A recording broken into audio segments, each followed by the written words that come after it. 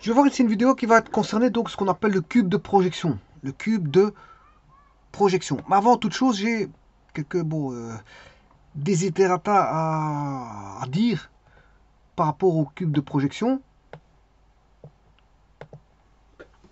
Avant d'entamer, je veux dire le dessin du cube de projection et la projection bien sûr orthogonale de ce cube de projection sur un plan. Bien sûr, quand je dis cube de projection, c'est pas que le cube. Hein.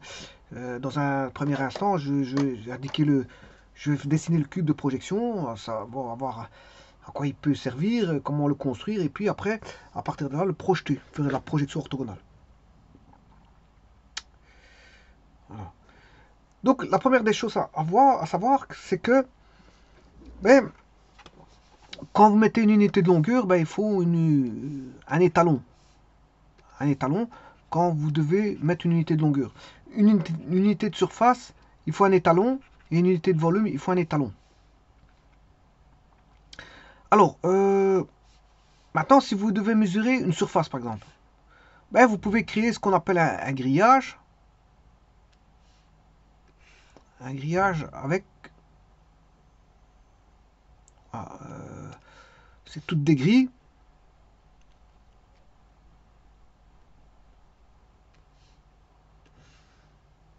Où on a un étalon de 1 cm². Vous créez un grillage, on a un étalon de 1 cm². Voilà. Donc vous créez votre grille de telle manière que chaque carré fasse 1 cm². Bon, je ne vais pas aller plus loin que ça parce que bon, le but c'est pas de dessiner un grillage tout fait.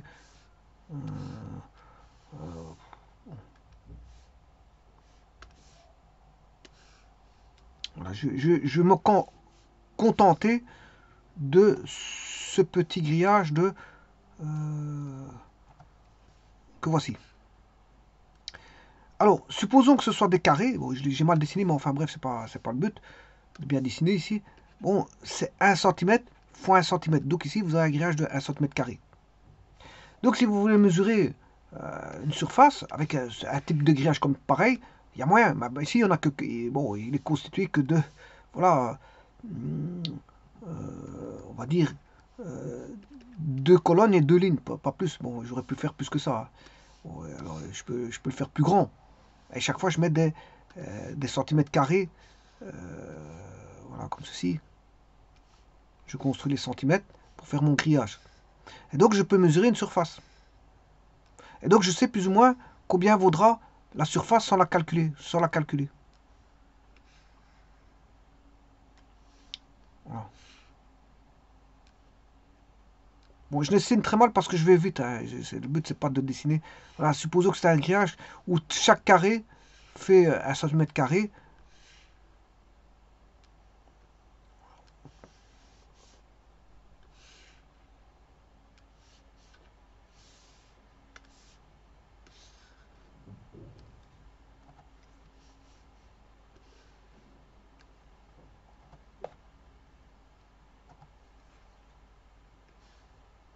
Supposons qu'on ait ça comme grillage. Donc ça veut dire si vous devez mesurer une surface, par exemple, qui serait comme ceci, en gros, hein, là vous avez une surface, vous prenez ce grillage-là, et vous regardez plus ou moins ça fait combien. On sait voir combien de petits carrés qu'on peut mettre là-dessus. Voilà, de 1 cm². On sait regarder plus ou moins approximativement l'air qu'on aurait d'une surface donnée, S. D'une surface S. Bon, pour le volume, ce serait la même chose, mais je construirais non plus un grillage comme ceci, mais des petits volumes comme ceci, 1 cm3. Des petits volumes d'1 cm3. Bon. D'ailleurs, sur GeoGebra, je prends GeoGebra, hein, un petit instant. Si j'ouvre GeoGebra,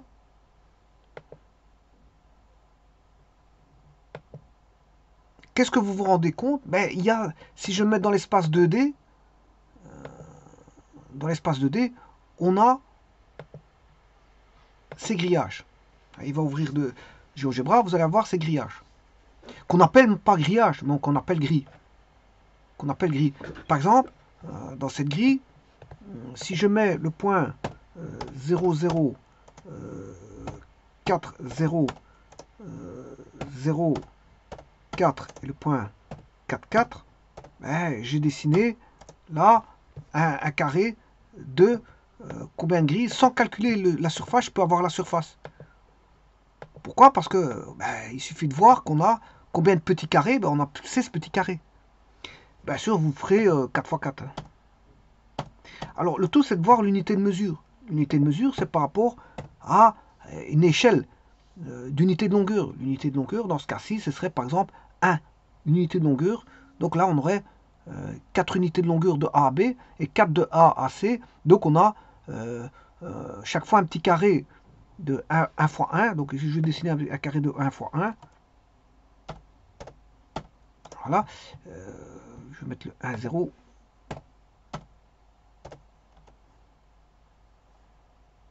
Et le 0, 1. Voilà. Là, on a le polygone qui fait ceci. Là, j'ai une unité. Et si je calcule le nombre de carrés, ben, on en a 16 au total. 16 carrés. 16 carrés. D'où la multiplication de 4 x 4 qui provient voilà, d'une addition. Hein. Voilà, on fait une addition de carrés, c'est 1 cm plus 1 cm plus 1 cm plus 1 cm. Au bout du compte, ça revient à faire voilà, 4 x 4. Bon, sur base de ça, on va créer un vecteur de base qui est le vecteur qui va de là à là. Voilà, c'est le premier vecteur de base et le second vecteur de base. Alors, la grille permet quoi? Ben, permet de situer un point. Alors, si je situe un point, je mets un point dans la grille. Voilà, là j'ai mis H, il met 2,2. Et pourquoi pas 2,1, 2,2? Ben, parce qu'en fait, il y a un système d'accrochage sur la grille hein, qui est préconfiguré. Voyez. Donc, quand vous mettez un point plus ou moins à côté voilà, d'une intersection de grille, il va se mettre sur l'intersection de grille, dans ce cas-ci, c'est-à-dire un point entier. Voilà, parce que les intersections de grille donnent les entiers. Alors après, il est subdivisé en sous-petits carrés, voilà, qui sont les millimètres. Hein. Donc vous voyez les millimètres. On a un petit carré là-bas. Si je fais un zoom, je peux avoir le millimètre carré. Hein. Voilà, si je fais un zoom, je dessine un carré de 1 millimètre carré. Je peux dessiner un carré de 1 millimètre carré.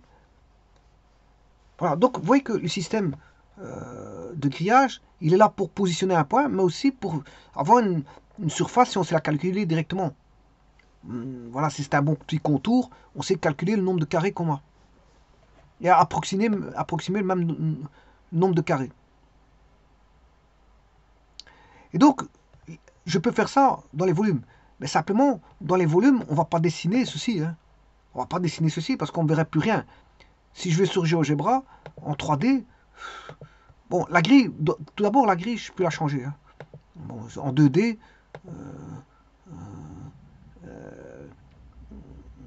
voilà, en 2D, la grille, je peux enlever les axes, mais je peux enlever aussi la grille. Alors je peux mettre une autre grille aussi. Voilà. Ça c'est une grille carrée, on a une grille pour le polaire, voilà, et on a d'autres grilles pour l'isométrique. Voilà. Donc ici, si je reviens à une grille voilà, par carré, eh bien, sur GeoGebra en 3D, j'ai pas ça. Voilà, je suis en 3D. Mais on va pas mettre tous des grillages en 3D parce que c'est pas beau. On peut le faire que dans le plan. Alors si je veux le faire dans le plan, ben, je prends le plan par exemple de base et je vais mettre un grillage. Je sélectionne le plan de base. Voilà. Là, je peux mettre un grillage ou pas.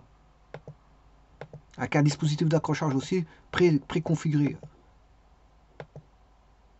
Bon, on peut préconfigurer son dispositif d'accrochage suivant les options données ou par changement par l'utilisateur. L'utilisateur peut changer, mettre à sa guise où il va accrocher. Voilà le point qui sera pointé par la souris. Alors, je peux mettre soit voilà, retirer les axes, mettre des axes, laisser que le plan. Bien sûr, ici, j'ai mis un grillage. Hein. Je peux enlever ce grillage, mais disons que je peux mettre tout blanc avec un axe. Ça, c'est le plan uniquement, et ça, c'est le plan avec les axes. Mais vous voyez bien qu'on n'a pas un système comme ceci. On n'a pas un système comme ceci avec des grillages, parce qu'on ne verrait plus rien. Si vous faites de la 3D, on ne verrait plus rien. Donc c'est fait exprès. Bon. Donc, ceci étant dit, maintenant je vais créer mon cube, comme ceci. Bien sûr, 1 cm3, et faire une projection de ce centimètre cube sur un plan quelconque. Alors, avant toute chose, je vous rappelle que le dessin, on a tout type de dessin, hein, dessin artistique, le dessin industriel, le dessin voilà, voilà, biologique.